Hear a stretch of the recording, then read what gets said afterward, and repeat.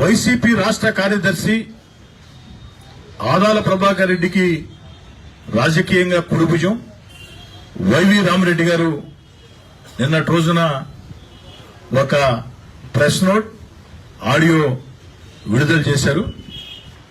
అందులో ఆదాల ప్రభాకర్ రెడ్డి గారు మోసగాడని, ఆదాల ప్రభాకర్ రెడ్డి నయవంచకుడని, ఆదాల ప్రభాకర్ రెడ్డి పెద్ద మనిషి ముసుగు దొడుక్కున్న మోసగాడని వైవి రామరెడ్డి చెప్పాడు.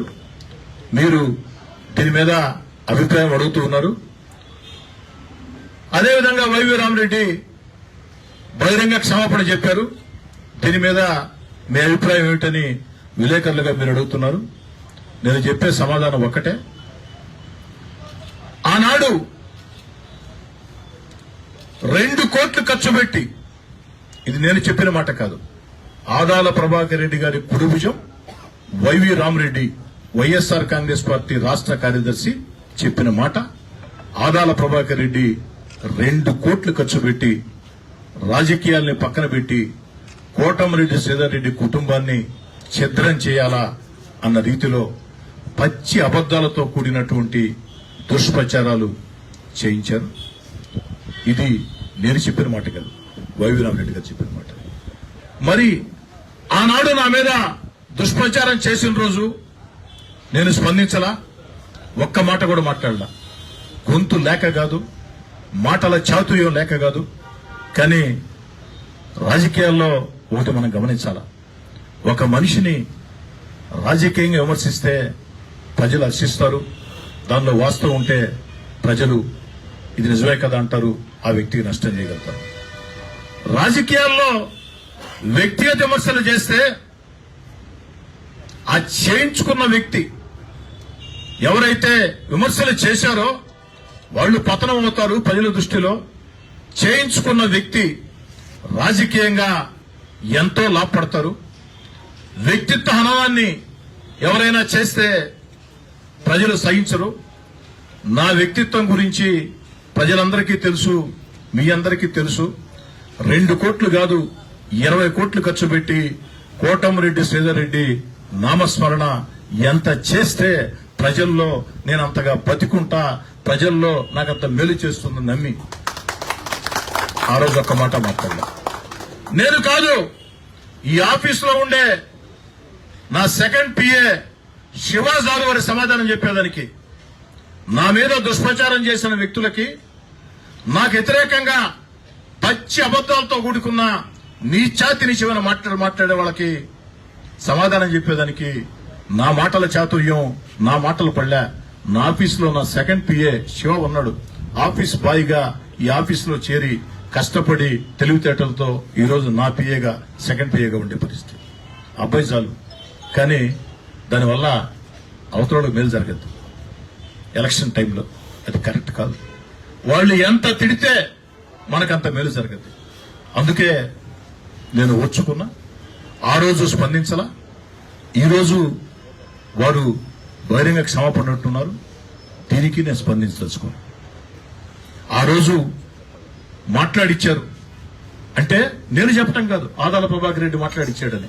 స్వయంగా ఆదాల ప్రభాకర్ రెడ్డి కుడిభుజం వైఎస్ఆర్ కాంగ్రెస్ పార్టీ రాష్ట్ర కార్యదర్శి ఆదాల ప్రభాకర్ రెడ్డి ఆంతరంగికుడు, నెల్లూరు రూరల్ ఎన్నికల మొత్తం ఏ ప్రయాసల్ని నడిపించిన సర్వ సైన్యాధ్యక్షుడు అని తనకి తాను ప్రకటించుకునే వైవి రామరెడ్డి వారు చెప్పారు ఆదాల ప్రభాకర్ రెడ్డి గారు చేయించారు. వారి విశేషంగా వదిలేస్తున్నా, వారే దీనికి సమాధానం చెప్పాల. ఎందుకంటే నేను మాట్లాడి ఉంటే రాజకీయ ప్రత్యర్థిని కాబట్టి మాట్లాడి ఉండొచ్చని వారు స్పందించాల్సిన అవసరం లేదంటే అవసరం లేదు. కానీ ఆదాలకు నేను సర్వ సైన్యాధ్యక్షుడిని, ఆదాలకు నేను మహామంత్రిని, వైఎస్ఆర్ కాంగ్రెస్ పార్టీ రాష్ట్ర కార్యదర్శిని, ఇది ఇది ఇది ఇది ఇది అంట చిటికలేస్తా మాట్లాడిన వ్యక్తే.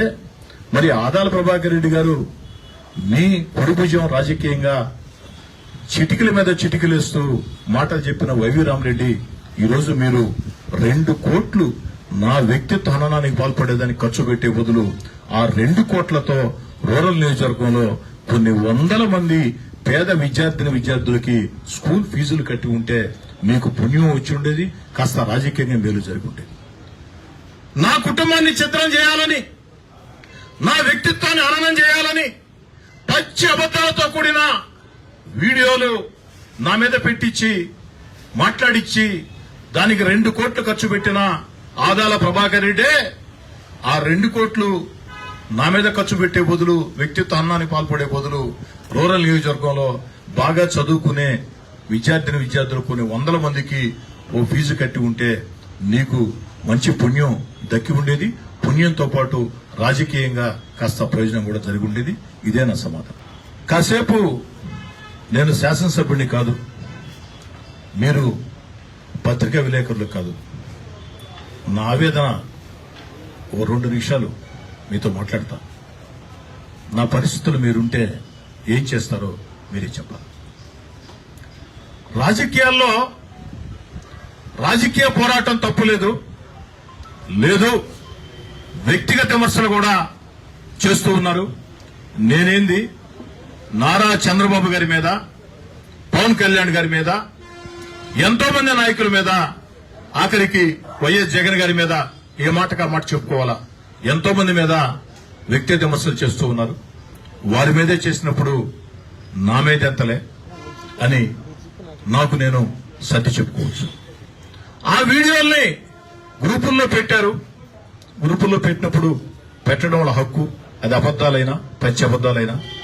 కానీ రాజేష్ గారు దుర్మార్గంగా నా భార్య నా కుమార్తెను చూశారా లేదా అని, నా భార్య నా కుమార్తెల ఫోన్ నెంబర్లకి, పర్సనల్ ఫోన్ నెంబర్లకి నేరుగా నా వ్యక్తిత్వాన్ని హననం చేసే పచ్చి అబద్దాలతో కూడినటువంటి సోషల్ మీడియా పోస్టింగ్లు, వీడియోలు పెట్టిన వ్యక్తుల్ని ఏం చేయాలా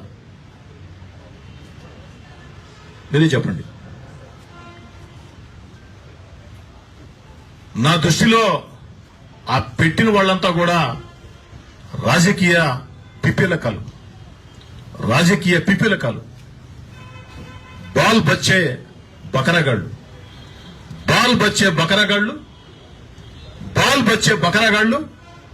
రాజకీయ పిపీలకులు.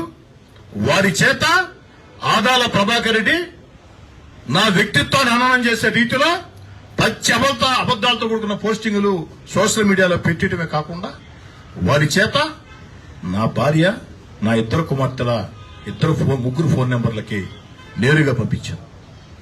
నా భార్య నా కుమార్తెలు ఏం పాపం చేశారండి చెప్పండి, మీరే చెప్పండి. ఏం చేయాలి వాళ్ళని? రాజేష్ గారు, నేను ఎవరికి భయపడను, జనంకు భయపడతా. జగన్మోహన్ రెడ్డి గారు సర్వశక్తివంత ముఖ్యమంత్రి అందరూ భావించారు. అలాంటి జగన్మోహన్ రెడ్డి గారితో కుదరలా నాకు. మా మనసులు తిరిగాయి, మా మనసులు కలవలా. 16 నెలల అధికారం ఉంది, ఎన్నికల్లో ఏమవుద్దో తెలియదు. కానీ అధికారాన్ని వదులుకుని శక్తివంతమైన ముఖ్యమంత్రి జగన్మోహన్ రెడ్డి గారితో వీధి పోరాటానికి సిద్ధమైనటువంటి ఓ రాజకీయ సైనికుడిని. సాక్షాత్తు సర్వశక్తివంతమైన ముఖ్యమంత్రి వైఎస్ జగన్మోహన్ రెడ్డి గారిని మనసులు కలవలా. నేను ఆఖరి దాకా జగన్ గారితో ఉండి ఆఖరిలో మోసం చేయొచ్చు, అలా నాకు ఇష్టం లేదు. నేను ఎందుకు జగన్ గారిని మోసం చేయాలా? 16 నెలల అధికారాన్ని వదులుకుని ఎన్ని ఇబ్బందులు పడ్డానో, ఎన్ని కష్టాలు పడ్డానో, ఎన్ని నష్టాలు పడ్డానో, ఎన్ని కేసులు పెట్టించుకున్నానో ఈ జిల్లా ప్రజలందరికీ, రాష్ట్ర ప్రజలకు మొత్తం కూడా తెలుసు.